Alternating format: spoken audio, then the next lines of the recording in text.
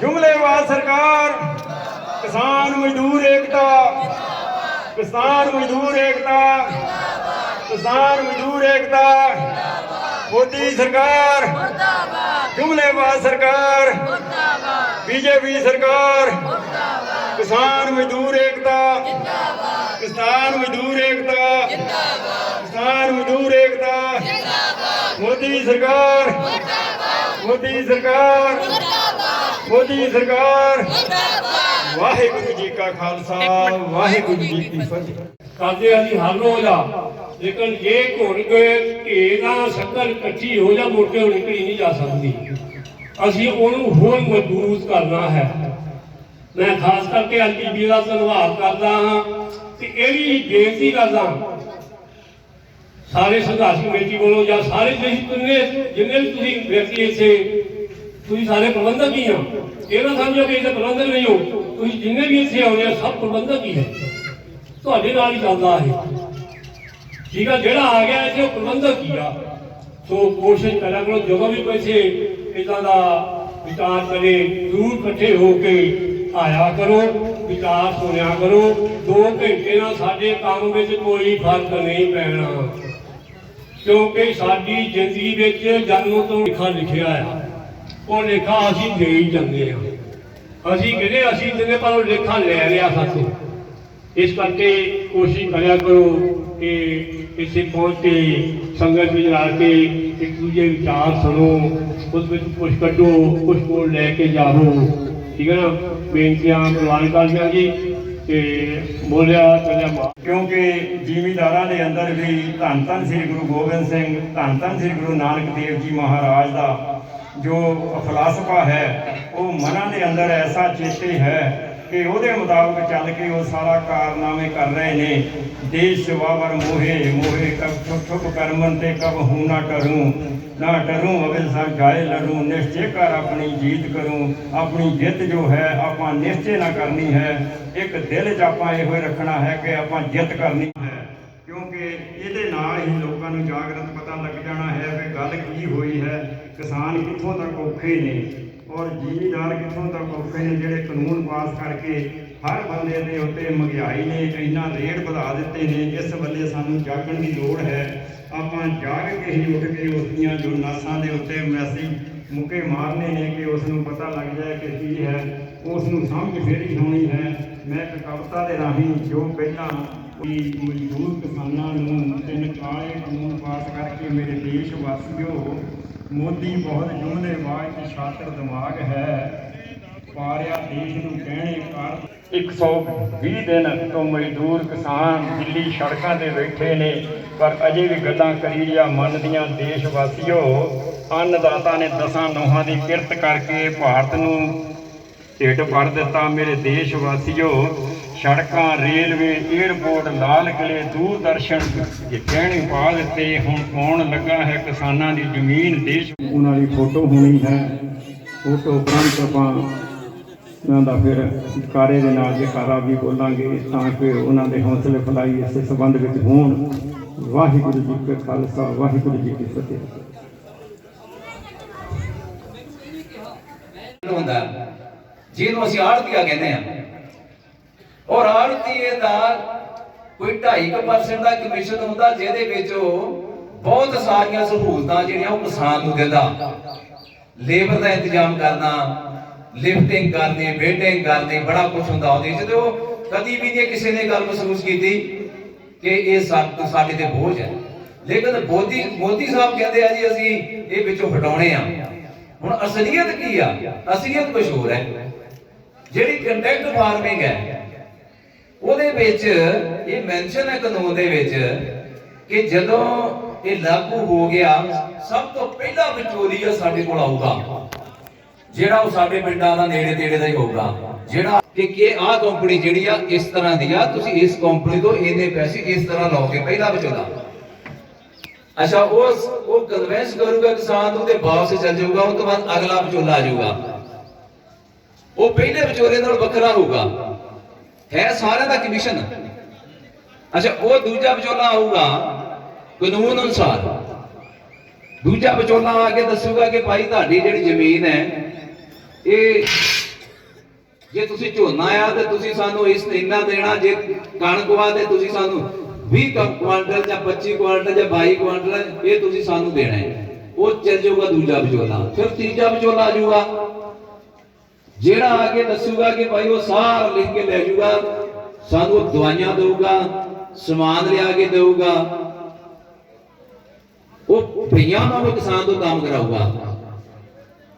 ਫਿਰ ਉਹ ਆਪਣਾ ਕੰਮ ਕਰਕੇ ਚੱਲ ਜੂਗਾ। ਫਿਰ ਅਗਲਾ ਵਿਚੋਲਾ ਆ ਜਾਊਗਾ, ਉਹ ਫਿਰ ਆ ਕੇ ਦੇਖੂਗਾ ਕਿ ਸਾਡੀ ਕੰਪਨੀ ਨੇ ਤੁਹਾਡੇ ਕੋਲ ਇੱਕ ਬੰਦਾ ਭੇਜਿਆ ਸੀ ਜਿਹਨੇ ਆਹ ਕੁਝ ਸਮਾਨ ਤੁਹਾਨੂੰ ਦਿੱਤਾ ਸੀ, ਉਹ ਤੁਸੀਂ ਕਿੱਦਾਂ ਇਸਤੇਮਾਲ ਕੀਤਾ।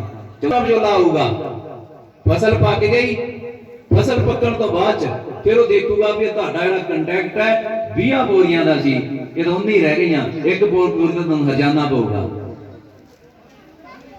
ਉਹ ਵੀ ਮਾਈਨਸ ਪਲੱਸ ਕਰਕੇ ਉਹ ਵੀ ਇਹੋ ਜਿਹੀਆਂ ਗੱਲਾਂ ਕਰੂਗਾ ਕਿ ਕਿਸਾਨ ਦੀ ਫਸਲ ਹੈ, ਕੋਈ ਕੁਦਰਤੀ ਆਫਤ ਆ ਗਈ, ਕੋਈ ਹਨੇਰੀ ਮੀਂਹ ਚੱਲ ਪਿਆ ਜਾਂ ਕਿਸੇ ਤਰ੍ਹਾਂ ਦੀ ਕੋਈ ਐਡ ਪੈ ਗਈ, ਫਸਲ ਖਰਾਬ ਹੋ ਗਈ, ਉਹ 50 ਬੰਦਿਆਂ ਦਾ ਕਮਿਸ਼ਨ ਜ਼ਿਮੀਦਾਰ ਨੇ ਦੇਣਾ, ਅਸਲ ਮਾਲਕ ਨੇ ਦੇਣਾ। ਸੋ ਇਹ ਬਿਲਕੁਲ ਇੱਕ ਐਡੇ ਮਾੜੇ ਕਾਨੂੰਨ ਸਾਡੇ ਤੇ ਆ ਗਏ ਆ। ਫਿਰ ਜਿਹੜੇ 3 ਕਾਨੂੰਨ ਹੈ ਹੁਣ, ਜਿਹੜੀ ਕੰਟੈਕਟ ਖੇਤੀ ਆ, ਕੰਟੈਕਟ ਫਾਰਮਿੰਗ, ਅਸਲ ਚ ਤਾਂ ਜਿਹੜਾ ਕੰਟੈਕਟ ਹੁੰਦਾ ਇਹ ਹੁੰਦਾ ਦੋ ਬਰਾਬਰ ਦੀਆਂ ਦੇ ਰੰਗ। ਔਰ ਮੋਦੀ ਸਾਹਿਬ ਦੇਖੋ ਕਿਸਾਨ ਦਾ ਜਿਹੜਾ ਦੀ ਬਰਾਬਰ ਆ ਉਹ ਕਿਹਨਾਂ ਨਾਲ ਕਰ ਰਿਹਾ। ਇੱਕ ਰਿਪੋਰਟ ਅਨੁਸਾਰ ਕਿਸਾਨ ਦੀ ਆਮਦਨ 7 ਰੁਪਏ ਆ, 7 ਰੁਪਏ ਕਮਾਈ ਆ ਕਿਸਾਨ ਨੂੰ ਇੱਕ ਦਿਨ ਦੀ ਦਿਹਾੜੀ ਜਿਹੜੀ ਪੈਂਦੀ ਆ, ਤੇ ਉਹਦੀ ਬਰਾਬਰਤਾ ਜਿਹੜੀ ਆ। ਸਭ ਤੋਂ ਸੱਚੀ ਸੁੱਚੀ ਜੇ ਕਿਰਤ ਕਰਨੀ ਦੱਸੀ ਹੈ ਤੇ ਆਪ ਹਲ ਵਾਹ ਕੇ ਖੇਤੀ ਕਰਕੇ ਤੇ ਸਾਨੂੰ ਕਿਸਾਨੀ ਦੇ ਨਾਲ ਜੋੜਿਆ, ਕਿਉਂਕਿ ਇਹ ਸਭ ਤੋਂ ਸੱਚੀ ਸੁੱਚੀ ਜਿਹੜੀ ਕਿਰਤ ਹੈ ਉਹ ਕਿਸਾਨੀ ਹੈ। ਇਸ ਤੋਂ ਉੱਤੇ ਹੋਰ ਕੋਈ ਸੱਚੀ ਸੁੱਚੀ ਕਿਰਤ ਨਹੀਂ ਹੈ, ਕਿਉਂਕਿ ਹੱਥੀਂ ਮਿਹਨਤ ਕਰਨੀ ਹੈ, ਫਿਰ ਫਸਲ ਤਿਆਰ ਕਰਨੀ ਹੈ, ਜਾਨਵਰਾਂ ਦਾ ਡਰ ਕੋਈ ਨਹੀਂ, ਸਾਰੀ ਤਿਆਰ ਹੋ ਕੇ ਫਿਰ ਪਤਾ ਨਹੀਂ ਵਿਕਣੇ ਕਿ ਨਹੀਂ ਵਿਕਣੇ, ਜਿਹੜਾ ਉਹਦਾ ਮੁੱਲ ਮਿਲਦਾ ਉਹ ਵੀ ਬਹੁਤ ਸੀਮਤ ਜਿਹਾ ਹੀ ਮਿਲਦਾ ਹੈ, ਬਹੁਤ ਘੱਟ ਮਿਲਦਾ ਹੈ। ਇਸ ਕਰਕੇ ਤੋਂ ਸੱਚੀ ਸੁੱਚੀ ਕਿਰਤ ਹੋਰ ਕਿਹੜੀ ਹੋ ਸਕਦੀ ਹੈ। ਉਸ ਤੋਂ ਬਾਅਦ ਵੀ ਸਰਕਾਰਾਂ ਨੇ ਕਿਸਾਨਾਂ ਨੂੰ ਦੱਬਣ ਦੀ ਕੋਸ਼ਿਸ਼ ਕੀਤੀ, ਬਹੁਤ ਦੱਬਿਆ। ਫਿਰ ਬਾਬਾ ਬੰਦਾ ਸਿੰਘ ਜੀ ਬਹਾਦਰ ਆਏ, ਉਹਨਾਂ ਨੇ ਵੀ 10ਵੇਂ ਪਾਤਸ਼ਾਹ ਦਾ ਥਾਪੜਾ ਲੈ ਕੇ ਇਹ ਜੋ ਕਿਸਾਨਾਂ ਨੂੰ ਹੱਕ, ਆਪਣਾ ਮਾਲਕੀ ਦਾ ਹੱਕ ਸੀ, ਉਹਨਾਂ ਨੇ ਦਵਾਇਆ। ਇਹ ਕਿਉਂਕਿ ਸਰਕਾਰਾਂ ਹਮੇਸ਼ਾ ਉਦੋਂ ਵੀ ਧੱਕਾ ਕਰਦੀਆਂ ਰਹੀਆਂ, ਉਹੋ ਹੀ ਸਮਾਂ ਹੁਣ ਆ ਗਿਆ। ਇਹ ਜੋ ਹੰਕਾਰੀ ਰਾਜਾ ਬਣਿਆ ਤਾਂ ਵੋਟਾਂ ਨਾਲ ਹੈ, ਪਰ ਹੈ ਰਾਜਾਂ ਵਾਲਾ ਕੰਮ। ਜੋ ਕਹਿਤਾ ਮੈਂ ਕਹਿਤਾ, ਬਸ ਕਿਸੇ ਦੀ ਕੋਈ ਪਰਵਾਹ ਨਹੀਂ। ਠੀਕ ਹੈ, ਇਨਸਾਨ ਗਲਤੀ ਕਰਦਾ ਹੈ, ਪਰ ਜਦੋਂ ਕੋਈ 10 ਬੰਦੇ ਇਕੱਠੇ ਹੋ ਕੇ ਕਹਿਣ ਵੀ ਇਹ ਗਲਤ ਆ, ਉਹ ਗਲਤ ਹੁੰਦਾ, ਉਹਨੂੰ ਮੰਨਣਾ ਚਾਹੀਦਾ। ਪਰ ਇਹ ਪਤਾ ਨਹੀਂ ਕਿੱਦਾਂ ਦਾ ਇਨਸਾਨ ਹੈ, ਕਿੱਦਾਂ ਦੀ ਬੁੱਧੀ ਹੈ, ਇਹ ਨਹੀਂ ਮੰਨਦਾ। ਪਰ ਜੇ ਰਾਜ ਵੀ ਕਰਨਾ, ਕਹਿੰਦੇ ਕੱਟੜ ਹਿੰਦੂ ਆ, ਹਿੰਦੂ ਬਣਾਉਣਾ ਚਾਹੁੰਦਾ ਹੈ, ਸਾਡੇ ਮਹਾਰਾਜਾ ਰਣਜੀਤ ਸਿੰਘ ਕੋਲ ਰਾਜ ਕਰਨਾ ਸਿੱਖ ਲੈ। ਉਹ ਵੀ ਤਾਂ ਇੱਕ ਸਿੱਖ ਸੀਗੇ ਨਾ, ਉਹ ਵੀ ਤਾਂ ਗੁਰੂ ਗ੍ਰੰਥ ਸਾਹਿਬ ਨੂੰ ਕੱਟੜ ਮੰਨਦੇ ਸੀ ਨਾ, ਪਰ ਉਹਨਾਂ ਨੇ ਰਾਜ ਕਰਨਾ ਜੇ ਸਿੱਖਣਾ ਤਾਂ ਉਹਨਾਂ ਕੋਲ ਸਿੱਖੇ। ਉਹ ਸਾਰੇ ਧਰਮਾਂ ਦਾ ਸਤਿਕਾਰ ਕੀਤਾ, ਸਾਰੇ ਵਰਗਾਂ ਦਾ ਸਨਮਾਨ ਕੀਤਾ ਮਹਾਰਾਜਾ ਰਣਜੀਤ ਸਿੰਘ ਜੀ ਨੇ। ਉਹ ਵੀ ਤਾਂ ਕੱਟੜ ਹੀ ਸੀਗੇ, ਪਰ ਇਹ ਕੱਟੜ ਨਹੀਂ ਕਿਹਾ ਜਾਂਦਾ, ਇਹ ਤਾਂ ਬਹੁਤ ਬੇਵਕੂਫ ਬੰਦਾ ਹੈ, ਇਹ ਤਾਂ ਕੋਈ ਸੁਣਦਾ ਹੀ ਨਹੀਂ। ਜੋ ਅਡਾਨੀ ਤੇ ਅਬਾਨੀ ਕਹੀ ਜਾਂਦੇ ਆ, ਉਹਦੇ ਮਗਰ ਹੀ ਲੱਗਾ, ਉਦਾਂ ਹੀ ਕਰਦਾ, ਕਿਉਂਕਿ ਸਰਕਾਰ ਹੀ ਉਹ ਚਲਾ ਰਿਹਾ ਹੈ, ਇਹਨਾਂ ਦੇ ਪੱਲੇ ਤਾਂ ਕੁਝ ਵੀ ਨਹੀਂਗਾ। ਮਸ਼ੀਨਾਂ ਦੇ ਨਾਲ ਸਰਕਾਰ ਬਣੀ, ਜੇ ਆਮ ਜਨਤਾ ਨਾਲ ਬਣਦੀ ਤਾਂ ਵੱਖਰੀ ਗੱਲ ਸੀ, ਮਸ਼ੀਨਾਂ ਦੇ ਨਾਲ ਬਣੀ ਹੈ, ਇਸ ਕਰਕੇ ਉਹ ਚਲਾ ਰਹੇ ਆ। ਕਿਉਂਕਿ ਇਹ ਜਿਹੜਾ ਕਿਸਾਨਾਂ ਨੂੰ ਖਤਰੇ 'ਚ ਪਾ ਕੇ ਰੱਖ ਲਈ, ਉਹ ਵਪਾਰੀ ਆਉਂਦਾ, ਉਹ ਕਹਿੰਦਾ ਤੂੰ ਇੰਨੇ ਪੈਸੇ ਲੈ ਲੈ, 1000 ਰੁਪਇਆ ਲੈ ਲੈ, 500 ਲੈ ਲੈ, ਨਹੀਂ ਵੀ ਨਹੀਂ ਮਰਜ਼ੀ ਕਿੱਥੇ ਖਾਣੀ ਆ। ਇਹੀ ਹਾਲ ਇੱਥੇ ਹੋਣਾ, ਕਿਉਂਕਿ ਹੁਣ ਤਾਂ ਅਸੀਂ ਮੰਡੀ ਦੇ ਵਿੱਚ ਖੜ ਕੇ ਵੇਚ ਲੈਨੇ ਆ, ਤੇ ਆੜ੍ਹਤੀਏ ਜਿਹੜੇ ਉਹ ਰੇਟ ਦਿੰਦੇ ਆ, ਸਰਕਾਰੀ ਰੇਟ, ਉਹਦੇ ਮੁਤਾਬਕ ਆ ਜਿੱਦਾਂ ਵੇਚਣਾ। ਜੋ ਮਾੜੀ ਮੋਟੀ ਕਾਂ ਫਸਲ ਮਾੜੀ ਨਹੀਂ ਹੈਗੀ ਉਹ ਵੀ ਵਿਕ ਜਾਂਦੀ ਹੈ, ਪਰ ਬਾਅਦ ਵਿੱਚ ਜਿਹੜਾ ਵੱਡੇ ਘਰਾ ਲਿਆ ਗਿਆ, ਉਹਨੇ ਤਾਂ ਜੋ ਦਾਣਾ ਬਹੁਤ ਵਧੀਆ ਸਾਫ਼ ਕਰਕੇ ਉਹੀ ਦਾਣਾ ਲੈਣਾ, ਉਹਦਾ ਤਾਂ ਲੈਣਾ ਨਹੀਂ, ਸਾਰਾ ਖਤਮ ਕਰ ਦਿੱਤਾ। ਇਸ ਕਰਕੇ ਜਿਹੜੀਆਂ ਅਫਵਾਹਾਂ ਨੇ ਕਿ ਅੰਦੋਲਨ ਦੇ ਵਿੱਚ ਬਹੁਤ ਘਟ ਗਿਆ, ਬਹੁਤ ਘੱਟ ਸੰਗਤ ਆਉਂਦੀ, ਪਰ ਨਹੀਂ ਇਹ ਗੋਦੀ ਮੀਡੀਆ ਦਾ ਹੈ, ਕਿਉਂਕਿ ਉਹਨਾਂ ਨੇ ਜਿਹੜੇ ਵੱਡੇ ਨੈਸ਼ਨਲ ਚੈਨਲ ਉਹ ਸਾਰੇ ਸਰਕਾਰਾਂ ਨੇ ਖਰੀਦੇ ਹੁੰਦੇ ਆ। ਇਸ ਕਰਕੇ ਉਹੀ ਇਹ ਗੱਲ ਮੀਡੀਆ ਜਾਂ ਸਾਡੇ ਜਿਹੜੇ ਲੋਕਲ ਚੈਨਲ ਹੈ ਉਹ ਸੱਚੀ ਗੱਲ ਦੱਸ ਰਹੇ ਆ, ਕਿਉਂਕਿ ਸਰਕਾਰ ਹੁਣ ਬੰਗਾਲ ਦੇ ਵਿੱਚ ਆ, ਜਦੋਂ ਉੱਥੇ ਇਕੱਠ ਦੇਖਦੇ ਆ, ਉਹ ਜਦੋਂ ਇਕੱਠ ਬੜੇ ਉੱਥੇ ਤਾਂ ਲੀਡਰ ਇਹਨਾਂ ਦੇ ਖਿਲਾਫ ਹੋ ਗਏ, ਉੱਥੇ ਹੁਣ ਪੂਰਾ ਡਰ ਪਿਆ। ਹੁਣ ਇਹ ਜਿਹੜੇ ਮੀਡੀਆ ਵਾਲੇ ਆ ਜਾਂ ਜਿਹੜੇ ਗੋਤ ਦੱਸਦੇ ਆ, ਉਹਨਾਂ ਦਾ ਬਹੁਤ ਧੰਨਵਾਦ, ਉਹਨਾਂ ਦੇ ਚਰਨਾਂ ਤੇ ਸਿਰ ਝੁਕਦਾ ਹੈ, ਕਿਉਂਕਿ ਇਹ ਅੰਦੋਲਨ ਜਿਹੜਾ ਅੱਗੇ ਇੰਨਾ ਵਧਿਆ, ਸਿਆਣੇ ਸਾਡੇ ਬਜ਼ੁਰਗ ਵੀਰ ਬੈਠੇ ਜਿਹੜੇ ਇੱਥੇ ਹਰ ਰੋਜ਼ ਬੈਠਦੇ ਆ, ਉਹਨਾਂ ਦੀ ਦੇਣ ਆ। ਬਹੁਤ ਸੱਚੇ ਢੰਗ ਦੇ ਨਾਲ ਉਹਨਾਂ ਨੇ ਅੰਦੋਲਨ ਖੜਿਆ ਕਿ ਬੜੀਆਂ ਚਾਲਾਂ ਚੱਲੀਆਂ, ਅੱਜ ਏਦਾਂ ਕਰ ਦਿਆਂਗੇ, ਉੱਦਾਂ ਕਰ ਦਿਆਂਗੇ, ਐ ਨੂੰ ਕਰ ਦਿਓ, ਪਰ ਨਹੀਂ, ਹੁਣ ਬੜੇ ਪਿਆਰ ਤੇ ਸਤਿਕਾਰ ਦੇ ਨਾਲ ਬਹੁਤ ਹੀ ਨਹੀਂ ਸੋਚਿਆ ਸਾਡਾ ਜਿਹੜਾ ਫਸਲਾਂ ਦਾ ਤੇ ਨਸਲਾਂ ਦਾ ਜਿਹੜਾ ਘਾਣ ਕੀਤਾ, ਸਾਡੇ ਬੱਚੇ ਬਾਹਰ ਜਾ ਰਹੇ ਨੇ, ਕਿਉਂ ਜਾ ਰਹੇ ਨੇ? ਇੰਨੀਆਂ ਡਿਗਰੀਆਂ ਲਾ ਕੇ ਤੁਸੀਂ ਪੜ੍ਹਾਉਂਦੇ ਹੋ, ਬੜੀ ਮੁਸ਼ਕਲ ਨਾਲ ਖਰਚਾ ਕਰਦੇ ਹੋ, ਜਾਂ ਮਾਵਾਂ ਭੈਣਾਂ ਤੜਕੇ ਉੱਠ ਕੇ ਬੱਚਿਆਂ ਨੂੰ ਰੋਟੀ ਖਵਾ, ਕੁਛ ਕਰ, ਜੇ ਕਰ, ਸਕੂਲ ਆਉਂਦੇ ਨੂੰ ਫਿਰ ਕਰ, ਉਹ ਸਾਰੀ ਤੁਹਾਡੀ 25-30 ਸਾਲ ਦੀ ਜਿਹੜੀ ਉਹ ਮਿਹਨਤ ਆ, ਉਹ ਕਿੱਥੇ ਜਾ ਰਹੀ ਆ? ਉਹ ਬਾਕੀ ਜ਼ਮੀਨ ਨੂੰ ਵੀ ਗਹਿਣੇ ਪਾ ਕੇ ਜੋ ਬੱਚੇ ਬਾਹਰ ਭੇਜ ਰਹੇ ਆ, ਕਿਉਂ ਭੇਜ ਰਹੇ ਆ? ਇੱਥੇ ਕੋਈ ਸਿਸਟਮ ਨਹੀਂ ਬਣਾਇਆ ਉਹਨਾਂ ਨੇ, ਸਰਕਾਰਾਂ ਨੇ ਕੋਈ ਧਿਆਨ ਦਿੱਤਾ ਇੱਕ ਪਾਸੇ। ਉਹਨਾਂ ਨੇ ਆਪਣਾ ਹੀ ਵੇਖਿਆ ਕਿ ਸਾਨੂੰ ਕਿੱਥੋਂ ਫਾਇਦਾ ਹੁੰਦਾ, ਅਸੀਂ ਕਿੱਥੋਂ ਵੱਡੇ ਵੱਡੇ ਬਣ ਸਕਦੇ ਹਾਂ। ਸਾਡੀ ਆਪਣੀਆਂ ਸਰਕਾਰਾਂ ਨੇ ਜਿਹੜੀਆਂ ਸਾਡੇ ਪੰਜਾਬ ਦੀ ਅਸੀਂ ਗੱਲ ਕਰਦੇ ਹਾਂ, ਉਹਨਾਂ ਸਰਕਾਰਾਂ ਨੇ ਵੀ ਸਾਨੂੰ ਦਬਾ ਕੇ ਰੱਖਿਆ, ਕਿਸਾਨੀ ਸਾਡੀ ਖੂਜ ਪਾਤੀ ਫਿਰ ਕਰਦੇ। ਜਿੱਥੇ ਅਸੀਂ ਸਾਰੇ ਦੇਸ਼ ਦਾ ਅੰਦ ਨਾਲ ਢਿੱਡ ਭਰਦੇ ਹਾਂ, ਉੱਥੇ ਸਾਨੂੰ ਉਹਨਾਂ ਨੇ ਬਹੁਤ ਪਿੱਛੇ ਲਿਆ। ਸੋ ਮੈਂ ਬਹੁਤਾ ਨਾ ਬੋਲਦਾ ਹੋਇਆ ਸਿਰਫ ਇਹੋ ਹੀ ਕਹਾਂਗਾ ਕਿ ਜਿਹੜਾ ਸਾਡਾ ਘੂਰ ਆ ਇਹ ਥੋੜਾ ਲੰਮਾ ਹੋਏਗਾ। ਮੋਦੀ ਸਰਕਾਰ, ਮੋਦੀ ਸਰਕਾਰ, ਅੰਗੀ ਸਰਕਾਰ, ਬੋਲੀ ਸਰਕਾਰ, ਗਲੀ ਗਲੀ में शोर है,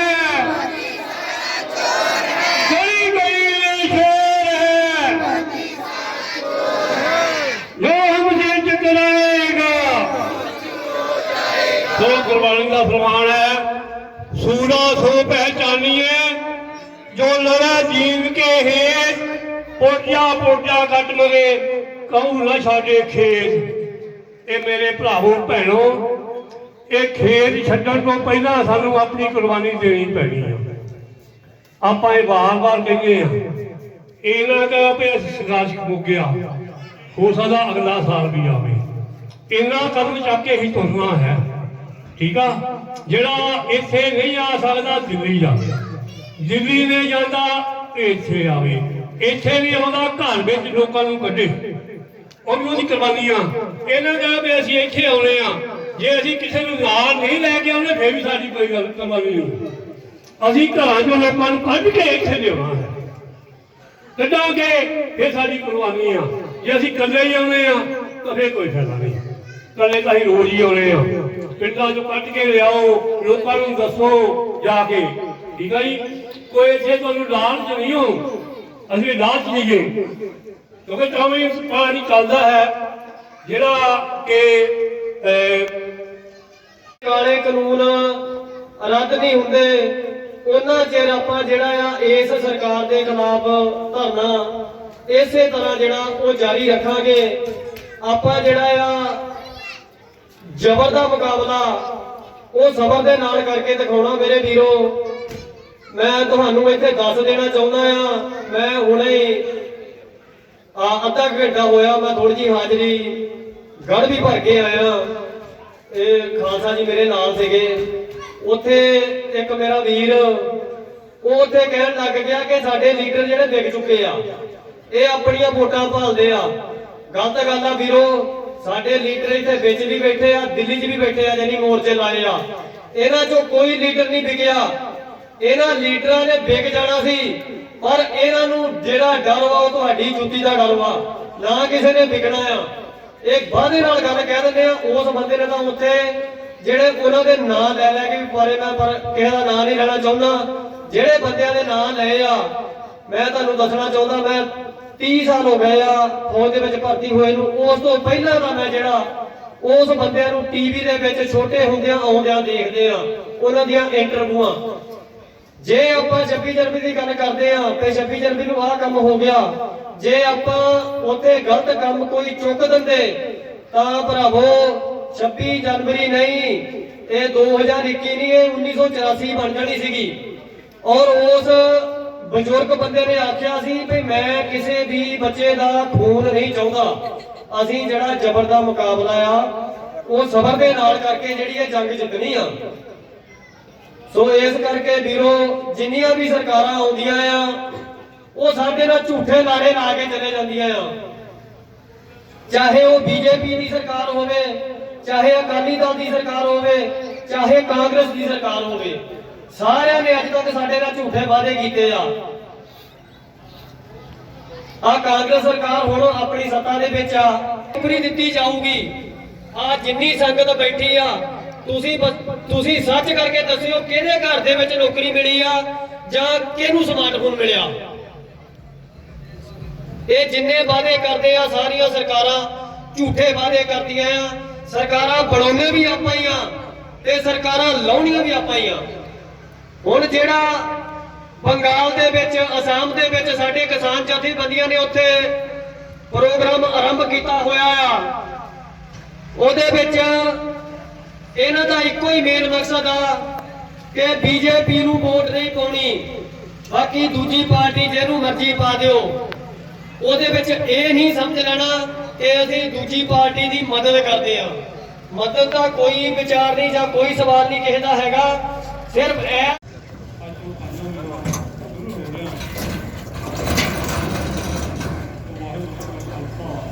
ਵਾਹਿਗੁਰੂ ਜੀ ਕੀ ਫਤਿਹ।